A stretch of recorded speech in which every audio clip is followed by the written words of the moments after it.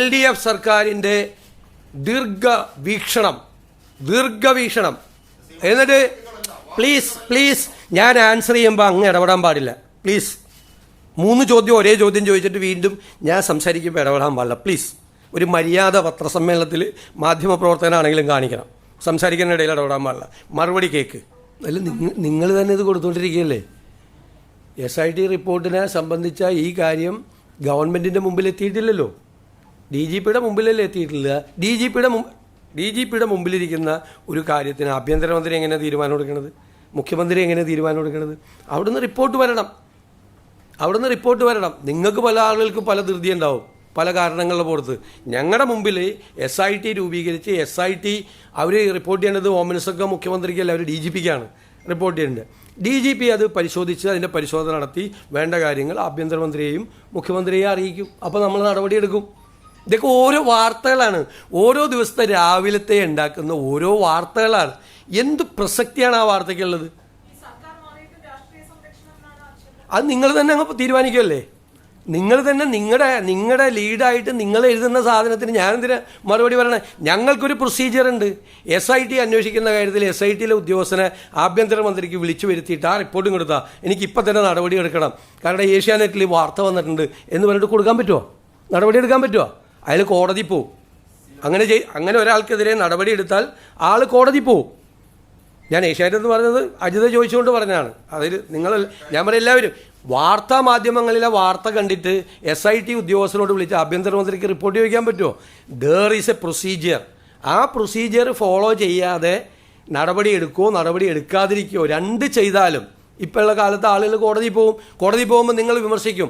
നടപടിക്രമം പൂർത്തിയാക്കാതെ നടപടിയെടുത്തു, ആൾ കോടതിയിൽ പോയി സ്റ്റേ ചെയ്തെന്ന് ഇതേ റിപ്പോർട്ട് ചെയ്ത ആളുകൾ വേറെ വാർത്ത കൊടുക്കും. സർക്കാരിൻ്റെ ഭാഗത്തു നിന്ന് അലംഭാവം, സർക്കാർ കാര്യങ്ങൾ ശ്രദ്ധിച്ചില്ല, നടപടിക്രമങ്ങൾ പാലിക്കാതെ നടപടിയെടുത്തു, അപ്പോഴും ഒരു വാർത്ത കൊടുക്കുക. ഇതൊക്കെ വാർത്തയ്ക്ക് വേണ്ടിയുള്ള വാർത്തകളാണ്. ഗവൺമെൻറ്റിനെ ഉണ്ടല്ലേ, ഞാൻ ഒരു കാര്യത്തിന് മറുപടി പറഞ്ഞുകൊണ്ടിരിക്കുകയല്ലേ, അങ്ങ് എപ്പോഴും കയറി ഇങ്ങനെ ബഹളം ഉണ്ടാക്കല്ലേ, ദേശാഭിമാനിയാണെന്ന് ഓർത്ത്. ഞാൻ പറഞ്ഞത് ഒരു പ്രൊസീജിയർ ഉണ്ട്, ഒരു പ്രൊസീജിയർ ഫോർമാലിറ്റി ഉണ്ട് ഇല്ലേ ഏത് സർക്കാരിനും. ആ പ്രൊസീജിയർ ഫോർമാലിറ്റി പൂർത്തിയാക്കാതെ നമുക്കൊരു നടപടി എടുക്കാൻ പറ്റില്ല. അത് നിങ്ങളിത് അറിയാത്ത റിപ്പോർട്ടർമാരാണ് ഇത് റിപ്പോർട്ട് ചെയ്യുന്നത്. നമ്മളിത് കണ്ട് ഞാൻ പറഞ്ഞല്ല, എനിക്ക് ആദ്യമൊക്കെ ഭയങ്കര വിഷമം തോന്നി. ഇപ്പം ഞാൻ ആസ്വദിക്കുകയാണ് ഈ വാർത്തകൾ കണ്ടിട്ട്. ഇതുപോലത്തെ വാർത്തകൾ ചെയ്യാൻ പറ്റുമോ? നിങ്ങൾ പറ. ഞാനിപ്പോൾ അങ്ങോട്ടും ചോദ്യം ചോദിക്കാൻ പോവാം. ചെയ്യാൻ പറ്റുമോ? നടപടി എടുക്കാൻ പറ്റുമോ?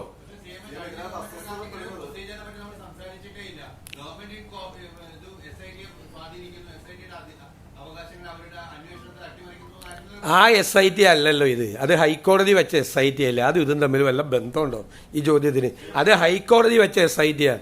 ഇത് ഗവൺമെൻറ് ക്യാബിനറ്റ് യോഗം ചേർന്ന് തീരുമാനിച്ച് നടപടിയെടുത്ത് അവിടെ വച്ചിരിക്കുന്നതാണ്. അതിൻ്റെ റിപ്പോർട്ട് കിട്ടട്ടെ. അങ്ങ് പറഞ്ഞ ചോദ്യവും ഈ സംഭവമായിട്ട് വല്ല ബന്ധമുണ്ടോ?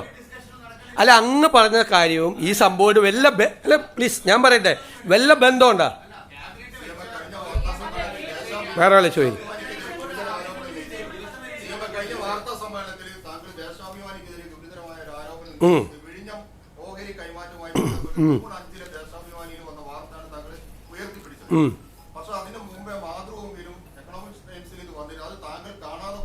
അല്ല, അതുകൊണ്ട് എന്താ കുഴപ്പം? അല്ല, ദേശാഭിമാനി എഴുതിയ വാർത്ത എന്താണ്? എന്നെ കൊണ്ട് ഒന്നും കൂടി പറയിപ്പിക്കണമല്ലോ. അല്ല, നിങ്ങൾ പറയാ. അതല്ലേ ചോദിച്ചത്, അതേ ചോദ്യമല്ലേ ഇപ്പൊ ചോദിച്ചത്, വീണ്ടും അത് തന്നെ ചോദിക്കുകയാണോ?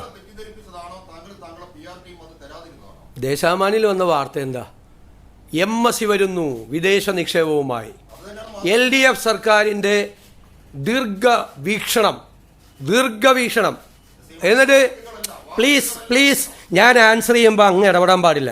പ്ലീസ് 3 ചോദ്യം ഒരേ ചോദ്യം ചോദിച്ചിട്ട് വീണ്ടും ഞാൻ സംസാരിക്കുമ്പോൾ ഇടപെടാൻ പാടില്ല. പ്ലീസ് ഒരു മര്യാദ പത്രസമ്മേളനത്തിൽ മാധ്യമപ്രവർത്തകനാണെങ്കിലും കാണിക്കണം. സംസാരിക്കുന്ന ഇടയിൽ ഇടപെടാൻ പാടില്ല. മറുപടി കേൾക്ക്. എന്നിട്ട് 13,000 കോടി രൂപ വരുന്നു.